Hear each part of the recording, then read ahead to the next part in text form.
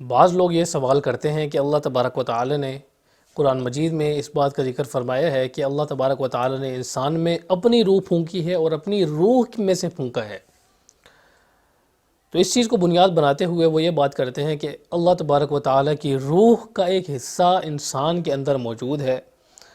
اور انسان کو بھی یعنی کہ اسی وجہ سے خلیفہ قرار دیا گیا ہے، اور مختلف قسم کی باتیں اس قسم کی سامنے لاتے ہیں۔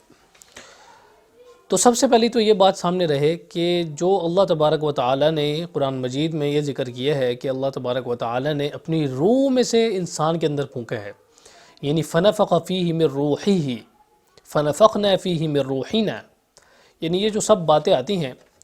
تو انسان کے بارے میں نہیں بلکہ خاص جو حضرت عیسیٰ علیہ السلام ہیں ان کے بارے میں بھی یہ ارشاد فرمایا ہے۔ اللہ تبارک و تعالی نے حضرت آدم علیہ السلام کے بارے میں بھی ارشاد فرمایا ہے۔ تو اگر تو اس جنرل نظریے کو درست تسلیم کر لیا جائے پھر تو اس سے نعوذ باللہ جو عیسائی کرسچن کا ایک پوائنٹ آف ویو ہے وہ بھی تو درست تسلیم بیٹھتا ہے، کیونکہ اللہ تبارک و تعالی نے حضرت عیسیٰ علیہ السلام کے بارے میں بھی قرآن مجید میں یہ ارشاد فرمایا ہے کہ فنفخنا فیہ من روحنا، کہ ہم نے اس میں پھونک دیا یعنی حضرت عیسیٰ علیہ السلام کی روح کو اپنی روح میں سے۔ تو یہ بات انسان کے ذہن میں رہے کہ اگر آپ اس نظریے کو تسلیم کرتے ہیں اسی طرح تو اس سے بہت سارے فاسد عقائد اور جو کفری عقائد ہیں وہ سامنے آ سکتے ہیں اور ان کی دلائل یہ بن سکتے ہیں۔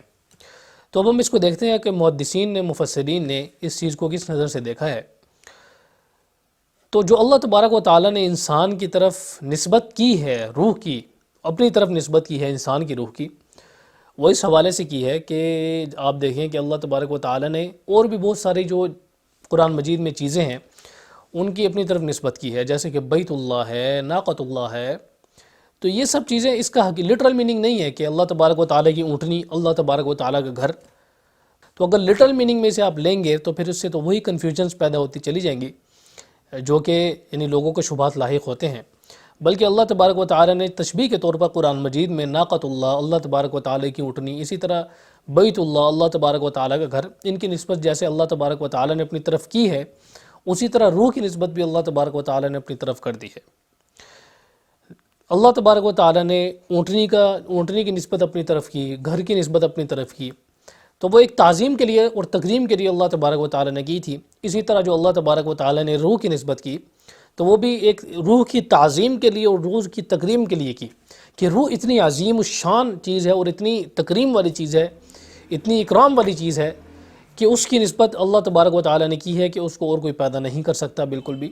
اور وہ اور کسی کی سمجھ میں آنے والی بھی چیز نہیں ہے۔ جیسے کہ قرآن مجید میں بیان ہوا ہے کہ وَيَسْأَلُونَكَ عَنِ الرُّوحِ، لوگ آپ سے روح کے بارے میں سوال کرتے ہیں، آپ کہہ دیجئے روح امر ربی ہے۔ تو امر ربی ہی وہی چیز ہوتی ہے کہ جو عظیم الشان ہوتی ہے۔ اسی طرح حضرت عیسیٰ علیہ السلام کے بارے میں بھی اللہ تبارک و تعالی نے قرآن مجید میں فرمایا ہے